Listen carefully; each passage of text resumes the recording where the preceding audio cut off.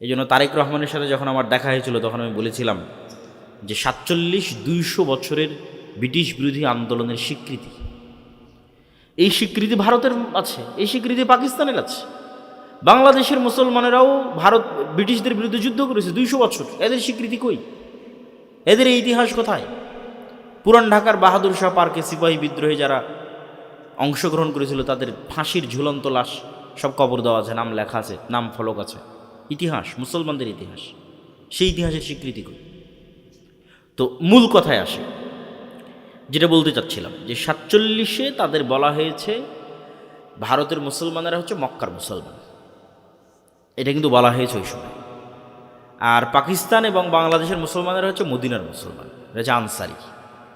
তাহলে আনসারদের কাছে মহাজিররা হিজরত করে এসেছে, ওই পাকিস্তানেও হিজরত করে গেছে, এই বাংলাদেশেও হিজরত করে এসেছে। কেন আজকে তোমরা পাকিস্তান আলাদা হলো এবং কেন তোমরা হিজরত করে যাচ্ছ? এই জন্য যে আমরা আজ থেকে 10, 15, 20 বছর পর মক্কা বিজয় করব। এবার বুঝেন কনসেপ্ট। মক্কায় মুসলমান রেখে এসেছি না, 30 কোটি মুসলমান রেখে আসা আছে ভারতে। তাহলে যতক্ষণ আপনি মক্কা বিজয় না করবেন ততক্ষণই মুসলমানদের কি হবে? ওই মুসলমানদেরকে এই আশ্বাস দিয়ে পাকিস্তান তৈরি হয়েছে যে আজকে তোমরা পাকিস্তান বাংলাদেশকে শক্তিশালী করো, একদিন এরা তোমাদের মুক্ত করবে। এরা এখন নিজেরাই বাঁচে না, আমাদেরকে মুক্ত করবে। হ্যাঁ, নিজেরাই ইসলাম কায়েম করতে পারেনি, আমাদেরকে মুক্ত করবে। কি আফসোস! অথচ ওই ৪৭-এ যে ভারত প্রতিষ্ঠা হয়েছিল সেকুলারিজমের উপর, তারা এখন হিন্দুত্ববাদ প্রতিষ্ঠা করে দিয়েছে রাষ্ট্রে।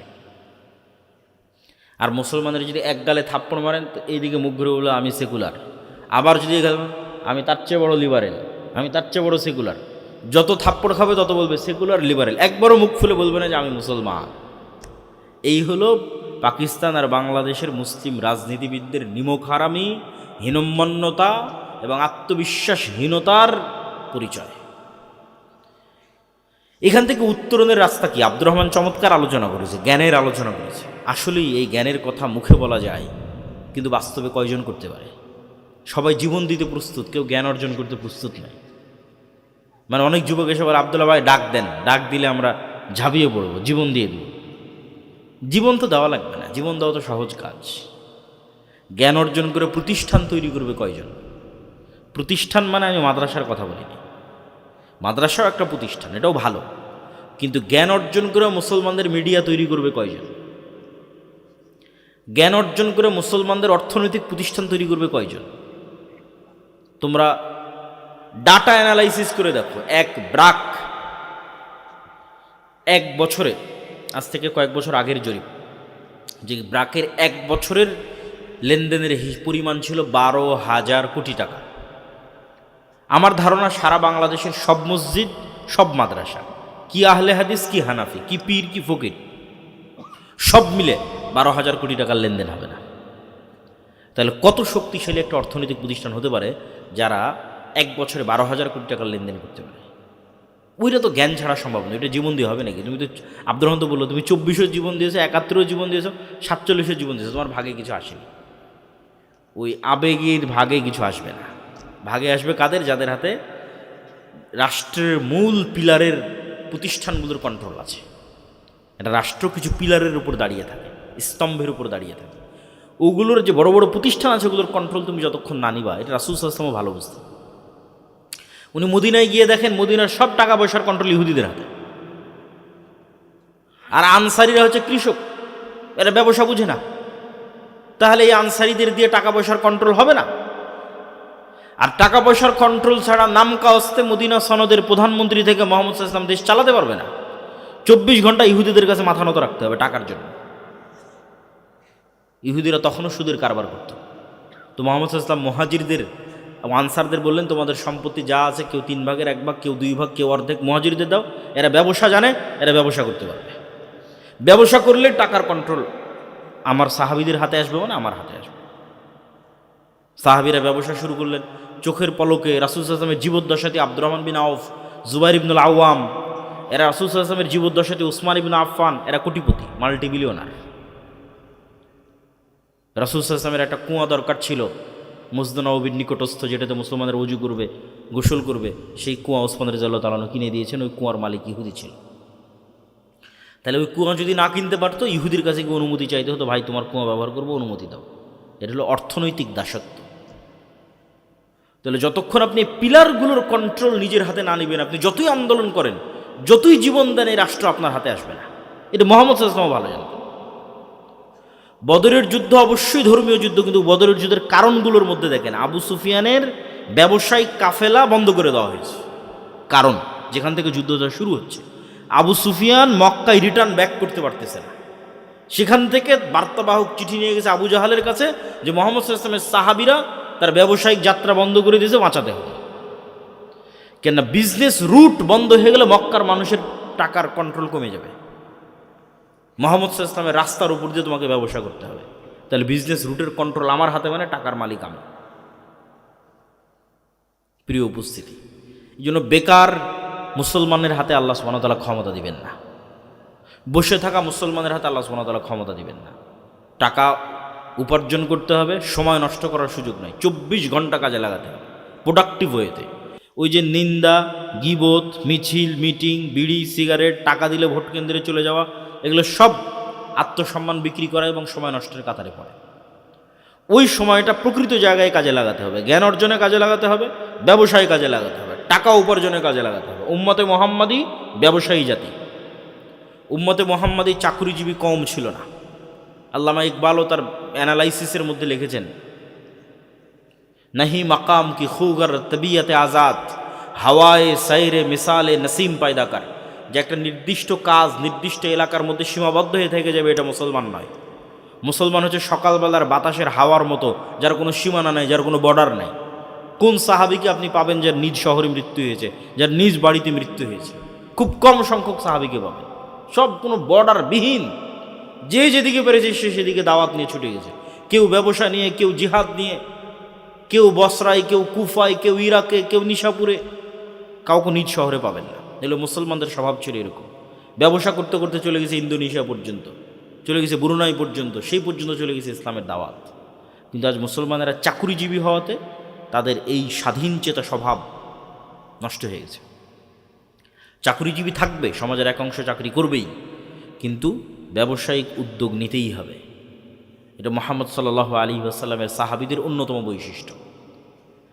তো আমি বলছিলাম, আব্দুর রহমান যে আলোচনা করেছে, চমৎকার আলোচনা করেছে। জ্ঞান অর্জন করতে হবে, অর্থনৈতিকভাবে সক্ষম, ভারসাম্যপূর্ণ হতে হবে। যেমন আব্দুর রহমান জ্ঞানের শক্তির কথা বলেছে, অর্থের শক্তিও আপনি দেখতে পাচ্ছেন যে আজকের পৃথিবীর সকল শক্তির কেন্দ্রবিন্দু হচ্ছে ডলার ভিত্তিক অর্থনীতি।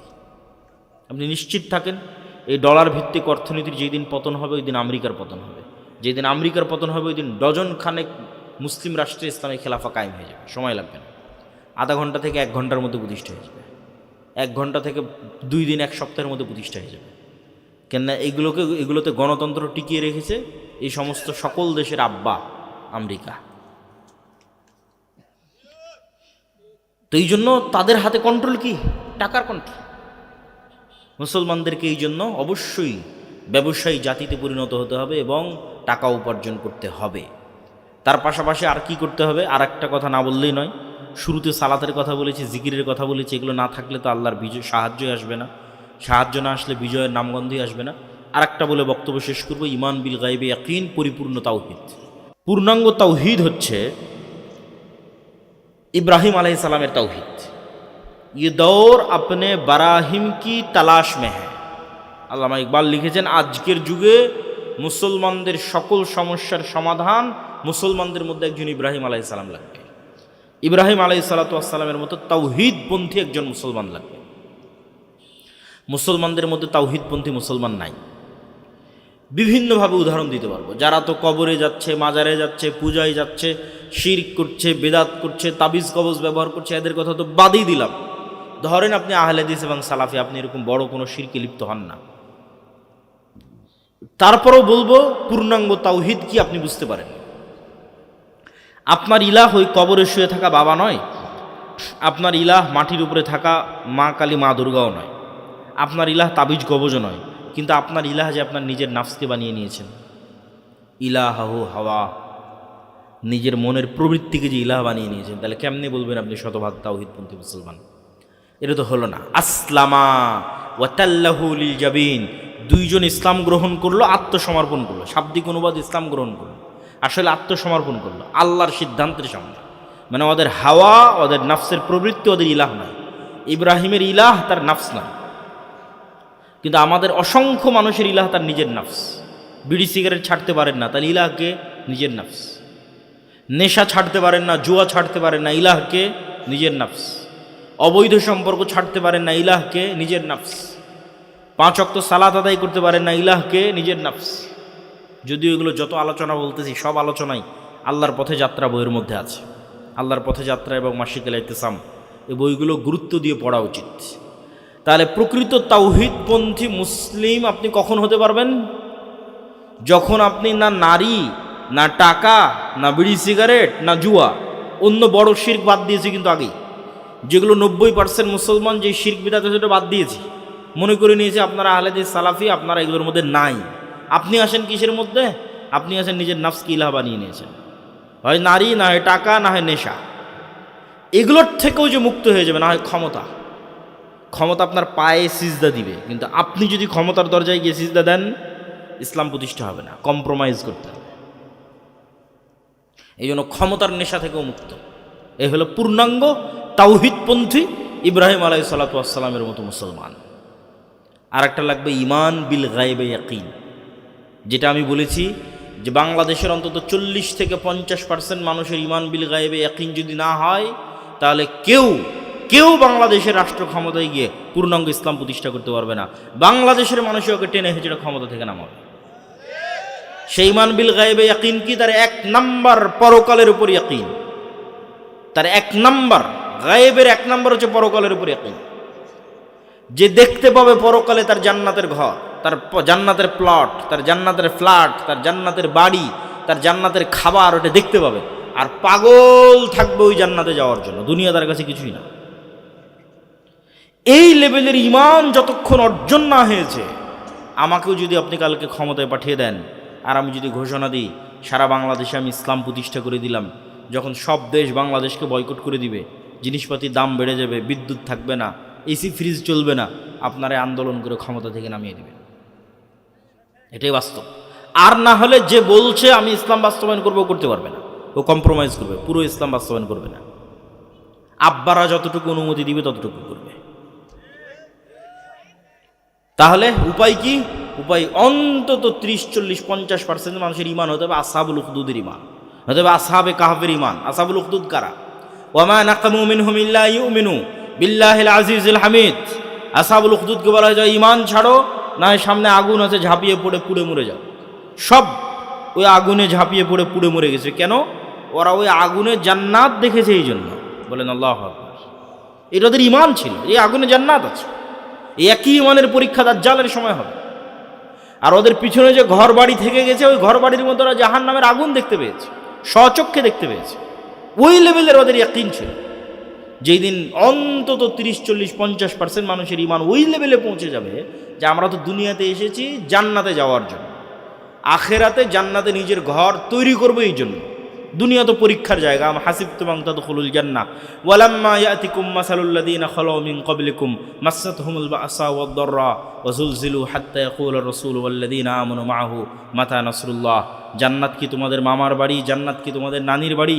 জান্নাত কি হাতের মোয়া যে প্রবেশ করে গেলে ওই বিপদ, ওই আপদ, ওই কষ্ট, ওই দুঃখ তোমরা সহ্য করলে না? যে এই কষ্ট, যেই দুঃখ তোমাদের অতীতে যারা চলে গেছে তারা সহ্য করেছে। শালা সেই দুঃখ, সেই কষ্ট তো সহ্য করা লাগবে। ওই দুঃখ, ওই কষ্ট সহ্য করার মেন্টাল প্রস্তুতি থাকতে হবে, তবে পূর্ণাঙ্গ ইসলাম প্রতিষ্ঠা হবে। এই মেন্টাল প্রস্তুতি অন্তত 50%-এর বেশি মানুষের থাকতে হবে, তবে সম্ভব। ওটার নাম ঈমান বিল গায়বে ইয়াকিন। গায়বে অদৃশ্য জগতের উপর ইয়াকিন তৈরি করতে হবে। অদৃশ্য জগতের উপর ইয়াকিন ছাড়া মুসলমানদের গোলামি থেকে মুক্তি সম্ভব নয়। বানু ইসরাইলকে মুসা আলাইহিস সালাতু ওয়াস সালাম মুক্ত করেছেন যখন মুসা আলাইহিস সালাতু ওয়াস সালাম আমাদের চেয়ে দুর্বল ছিলেন। আজকের উম্মতে মুহাম্মাদি, আজকের আমেরিকা, আজকের ইসরায়েলের তুলনায় সেই লেভেলের দুর্বল নয় যত দুর্বল মুসা আলাইহিস সালাম আর বানু ইসরাইল ফেরাউনের কাছে ছিল। তাহলে ওখান থেকে যদি মুসা আলাইহিস সালাম উদ্ধার পেতে পারেন, বানু ইসরাইল উদ্ধার পেতে কি দিয়ে? গায়বে ইয়াকিন দিয়ে, যেটা আল্লাহ তার হাতের লাঠিকে সাপে পরিণত করার মাধ্যমে তার অন্তরে দিয়েছেন। যে মুসা, আমি জান্নাত থেকে স্পেশাল লাঠি দিচ্ছি না তোমাকে, আসমান থেকে নিয়ে আসা স্পেশাল লাঠি দিচ্ছে না, আল্লাহর লাঠি দিচ্ছে না, এই লাঠি তোমার, তুমি নিজে কোনো গাছ থেকে পেড়ে ব্যবহার করেছো, সেই লাঠিকে তোমার চোখের সামনে সাপে পরিণত করে দিচ্ছে। জাদুকরদের লাঠি এবং দড়ি সাপ হয়ে গেছে চোখের ভেলকি। ঠিক আজকের যুগের যেমন 3D ডিজাইনের মাধ্যমে চোখে চশমা দিলে আমি ডিজাইনের মধ্যে এই বইকে সাপ করে দিতে পারবো ডিজাইনে, এবং ওই সাপ আমি যদি 3D চশমা চোখে দিই আমাকে এসে ছোবলে দিবে। চশমা খুললে দেখবেন স্ক্রিনে আছে, চশমা পড়লে মনে স্ক্রিন থেকে বেরিয়ে ছোবল দিচ্ছে। এই ডিজাইনে সম্ভব, বাস্তবে সম্ভব নয়। তাহলে ওইটা ছিল কোনো এক প্রযুক্তি, জাদুকরী প্রযুক্তি, যেখানে চোখে মনে হচ্ছে আর এগুলো তো সব সাপ হয়ে গেছে, বাস্তবে হয়নি। আর মুসা আলাইহিস সালামেরটা যেটা বাস্তবে নীল নদে যে সাপ ঘুরে বেড়াচ্ছে, সমুদ্রে যে সাপ আছে, শীতলক্ষাতে যে সাপ আছে, ওই বাস্তব সাপ আরও পাওয়ারফুল। ওই জন্য সব জাদুকর সিজদা দিয়ে দিয়েছে। এইটা সম্ভব নয়, পৃথিবীর কোনো প্রযুক্তিতে এটা সম্ভব নয়, একমাত্র আল্লাহর শক্তিতে সম্ভব। তো আল্লাহর শক্তিতে যদি এটা সম্ভব, তার মানে যা দেখা যাচ্ছে সবই উল্টা মনে করতে হবে। যেখানে হাতের লাঠি সাপ হয়ে গেছে, সেখানে আমি চোখে যা দেখছি সবই উল্টা। চোখে দেখছি ফেরাউন অনেক শক্তিশালী, আসলে শূন্য। যা চোখে দেখছেন সবই উল্টা। আল্লাহ চাইলে এগুলো সেকেন্ডে সব উল্টে দিতে পারে। মুসা আলাইহিস সালামের ওই ইয়াকিন অর্জন হয়েছে দেখেই তো উনি ফেরাউনের সামনে যেতে পেরেছেন, নাহলে তো উনি ফেরাউনের ভয় পালিয়ে গেছিলেন, মৃত্যুদণ্ডপ্রাপ্ত আসামি ছিলেন, কথা ভালোভাবে বলতে পারতেন না। কোন সাহসে উনি যাবেন ফেরাউনের সামনে? আল্লাহকে আবার বলতেছেন, আল্লাহ আমার সহযোগিতার জন্য আমার ভাইকে দাও। সব কিছু সাথে করে নিয়ে তারপরে উনি গেছেন, কিন্তু ওনার অন্তরে আল্লাহ ইমান বিল গায়বে ইয়াকিন তৈরি করেছে একটা জিনিস দিয়ে, হয়ে গেছে ইয়াকিন। এই ইয়াকিন আজকের মুসলমানদের লাগবে, ইমান বিল গায়বে ইয়াকিন, আল্লাহর ক্ষমতা, আল্লাহর অস্তিত্ব এবং আল্লাহর শক্তির উপর ইয়াকিন এবং আল্লাহ ভরসা। ওই লেভেলের আল্লাহ ভরসা, ওই লেভেলের ইয়াকিন, ওই লেভেলের তাওহীদ, ঠিক আছে? অন্তত 20% মানুষও যদি তৈরি হয়ে যায়, তারপরে জ্ঞান, বিজনেস, অর্থনৈতিক সক্ষমতা, রাষ্ট্রের বড় বড় প্রতিষ্ঠানের, রাষ্ট্রকে কন্ট্রোল করবে এরকম বড় বড় প্রতিষ্ঠান তৈরি করতে পারা, কিচ্ছু লাগবে না। 80% ইসলাম এমনি কায়েম হয়ে যাবে। বাংলাদেশের যত ওসি, ডিসি, এসপি, সচিবালয়, এসিল্যান্ড, যাদের কথা আব্দুর রহমান বলল, এরা তো আর ভারতের নয়, এরা তো আর আমেরিকার নয়, নরসিংদীর ছিল। ওরা যদি বলে আজকে থেকে বলবো সত্য করবো নাই, 80% ইসলাম একদিনে প্রতিষ্ঠা হয়ে যাবে। কিন্তু ওই লেভেলের মানুষ তো আমাদের তৈরি করতে হবে। এই মানুষ তৈরি করাটাই হচ্ছে আসল এবং প্রকৃত কাজ। সম্মানিত উপস্থিতি, আল্লাহ সুবহানাহু ওয়া তাআলা মুসা আলাইহিস সালাতু ওয়াস সালামের মতো দুর্বল নবীকে, ফেরাউনের চেয়ে শক্তির দিক থেকে অনেক দুর্বল, এবং বনু ইসরাইলের মতো দুর্বল কওমকে যেভাবে মুক্তি দিয়েছেন, উম্মতে মুহাম্মাদীকে ওই রাস্তাতেই তিনি মুক্তি দিবেন এবং মুক্তি দেওয়ার রাস্তা আছে। এই আস্থায় ভরসা আল্লাহর উপর রাখতে হবে। সমস্যা হচ্ছে কি, যে বনু ইসরাইলদের 300 বছরের ফেরাউনের গোলামিতে যে স্বভাব চরিত্রে বিকৃতি এসেছিল, উম্মতে মুহাম্মাদের 200 বছরের ইউরোপীয় উপনিবেশের গোলামিতে সেই বিকৃতি এসেছে। Same copy paste. ইউসুফ আলাইহিস সালামের মৃত্যুর পর থেকে না মুসা আলাইহিস সালাম পর্যন্ত, এই যে লম্বা সময়, কেউ লিখেছে 300, কেউ লিখেছে 400, এই লম্বা সময়ে বনু ইসরাইল ছিল ফেরাউনের গোলাম। ইউযাব্বিহুনা আবনাআকুম ওয়া ইস্তাহইউনা নিসাআকুম ওয়া ফি যালিকুম বালাউম মির রাব্বিকুম আযীম। ছেলে সন্তানদের জবাই করা হতো, মেয়েদের বাঁচিয়ে রাখা হতো।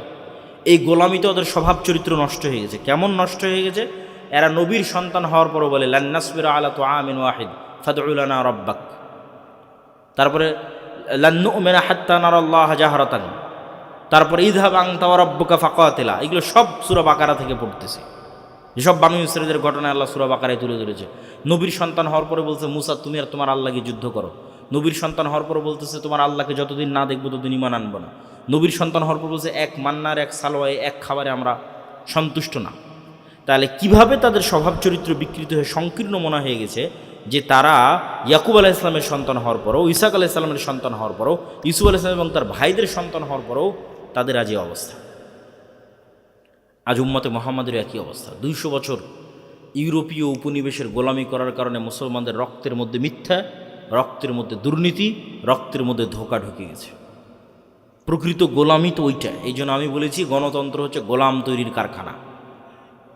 কেন গোলাম তৈরির কারখানা? এই গণতন্ত্রের পুরো প্রসেসটা মিথ্যা দিয়ে পরিপূর্ণ। যত এমপি পদপ্রার্থী নির্বাচন কমিশনে তাদের হলফনামা জমা দিয়েছে, মিথ্যা যেন না হয়, যেন 99% বলতেছে, আমার ধারণা 100%ই 99%ই মিথ্যা তথ্য জমা দিয়েছে।